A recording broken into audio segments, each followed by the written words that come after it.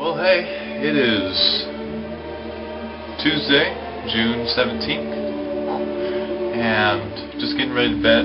It's about 10:35. I pulled out the whoop-ass broom tonight, and whenever I do that, jeez, man, they really get the hint. They were gone the entire day today. The entire day. They didn't even know the broom was out. In fact, they're still gone, and wow, that broom really does something. So, had a good night with myself. But before I go into tonight, let's go on with the day. I got to sleep in till 8:30, 9 o'clock, and it felt good, except I was interrupted at 7.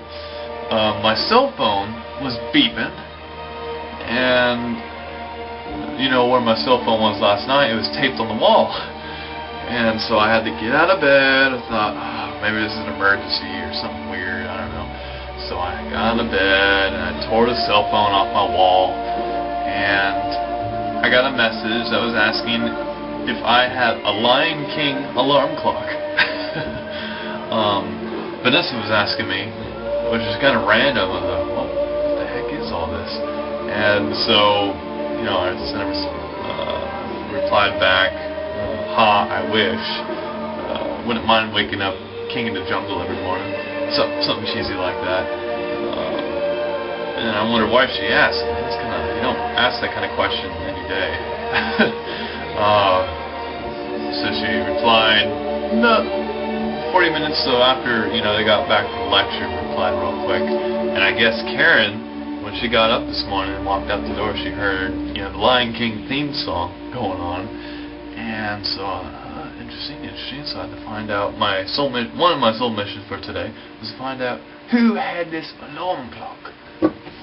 Well, I figured that there could only be one person who do something cheesy like that on the 3rd floor, so I asked that person, and sure enough, they said yes. You know, they wake up to it every morning.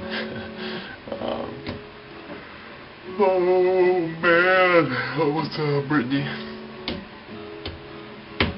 So after I listened to the phone do its thing, got the phone thing all done, then I went back to bed and I slept for a pretty good time. Woke up, hard time waking up, man, but I woke up at 9. Got a breakfast burrito, topped it off with a lot of tapatio, and I was freaking out, man. I went through all my tissues in my tissue boxes. I hate hot stuff, but that tapatio sauce is so addictive. I could eat pretty much anything with that stuff. It hurts so good. She said.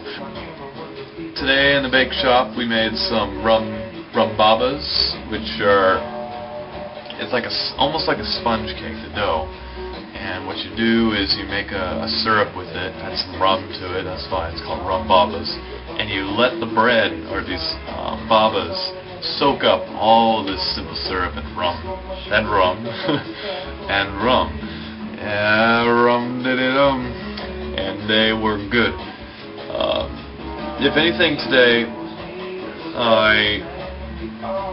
I really wanted to get my rum on, and because of that, I didn't let my rum babas proof enough, even though they're so close to be done for being, put in the oven. They could have used a little bit more proofing, and also they could have been cooked even a little bit longer, according to the chef when he checked them out. But other than that, he, complimented me today. He said, good job with the rum babas, and they look really nice and taste really good.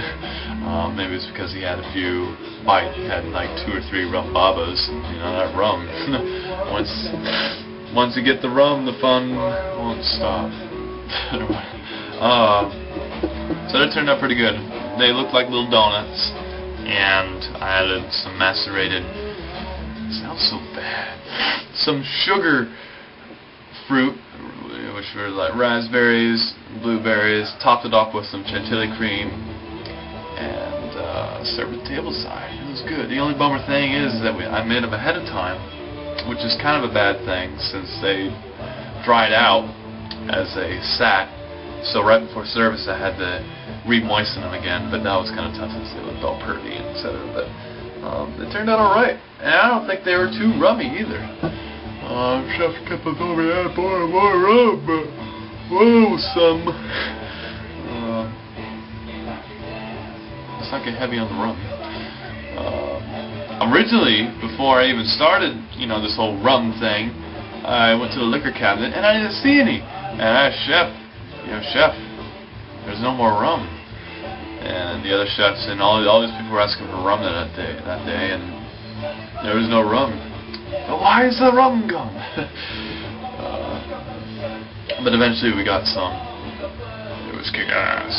It was good stuff. And on top of that, our team also made some molten chocolate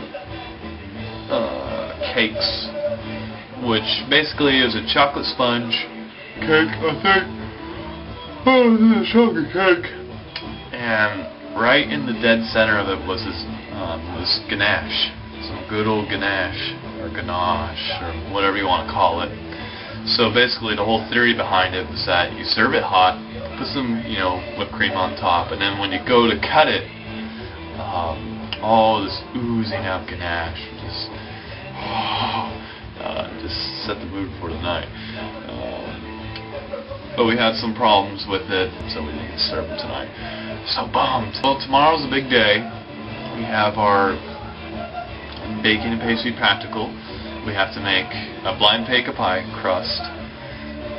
My pie dough is already made. I just have to make the crust, bake it off. Wait, no, my pie dough, so all I have to do is bake it off. There we go. On top of that, I have to make eclairs, which includes the pastry and pastry cream. Decorate those. And then some chiffon sponge cake and soft rolls, 24 soft rolls. So today is gonna be busy. I start my practical at 4:30 and I end at 8:30. And then after that, I get to kick off the night with some good chick time. Tomorrow's going to be almost a full moon, and so I'm going to take my San Diegoans out to the moon spot. I'm not sure if we want to do schmoes or not. Maybe I'll do schmoes. I'll see if I can get some schmoes. And I'm going to be watching a chick flick with my gals. So we get to watch Little Princess tomorrow after my practical. So chick flicks, probably after my practical I'll be ready for a good cry. So chick flicks will just engage that or activate the crying mode for me. Just a second here. I got company, so take it easy. I'm back just for a couple seconds. That was Brittany and Poncho. They just got back from wherever. It looks like you're doing really good, so I'm glad of that.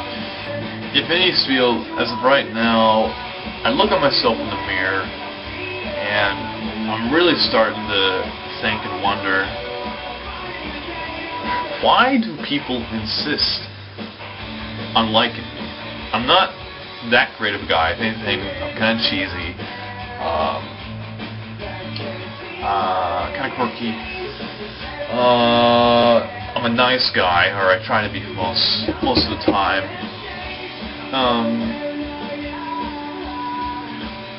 But maybe I think it's what I'm really trying to figure out is why do the ladies insist on liking me when it's very awkward for me.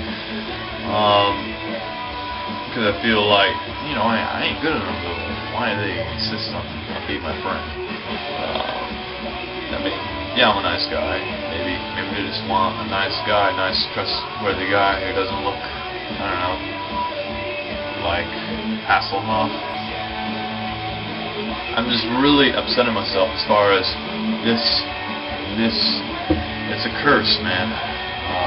It's really gotten bad recently. I don't know why. Maybe I'm stressed out. I don't know. Maybe I haven't been drinking enough water. Maybe it's working at the cafe. It just irritates my complexion.